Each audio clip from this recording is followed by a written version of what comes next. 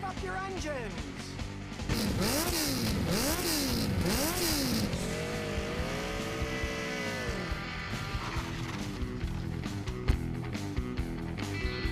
It's time for ScottyKilmer.com. Today I'm going to show you how to fix a car that hit a pothole. This car hit a big pothole. You can hear it clunking, and you can see the steering wheel's shaking all by itself. It's just going back and forth and back and forth. So let's jack it up in here, see what's going on. As we can see by pulling on the tire, there's a bunch of loose stuff here. Let's pull it off and check. That must have been one heck of a pothole, because as we can see when we pull it back and forth, the entire lower control arm is shot. It's wiggling back and forth. But so is the inner tie rod here. When we pull on it, you can hear it clunking. So it needs an inner tie rod and a lower control arm.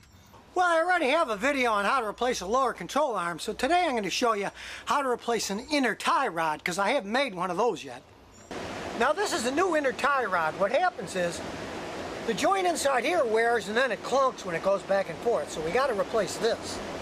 Now the first thing we need to do is to take the bolt off of the outer tie rod.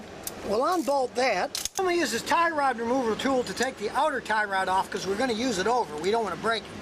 We just put the tool on like this and then tighten it until it pops off. And now with this end off, you can easily see the inside is bad. When you pull on it, it wobbles back and forth.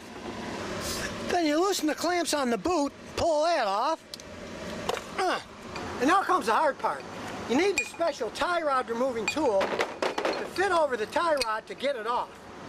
Now many places like AutoZone will rent you one free if you buy the parts from them, so you don't have to buy the tool. Now to get the tool on, first you unscrew the outer tie rod and take the bolt off. But be sure to put a little white paint on it so you can align it pretty closely when you put it back on, and it'll be in the same place when you put the new tie rod on.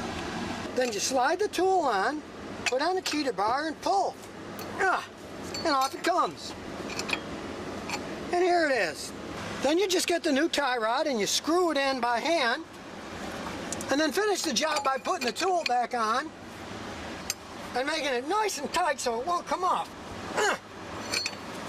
And now comes the hardest part. As you see on the old one, there's this washer. It's bent back to lock it in place. We got to crawl under there and get a pry bar or something and smash it so the new washer crushes in and doesn't come off. It's a no fun job, but it can be done.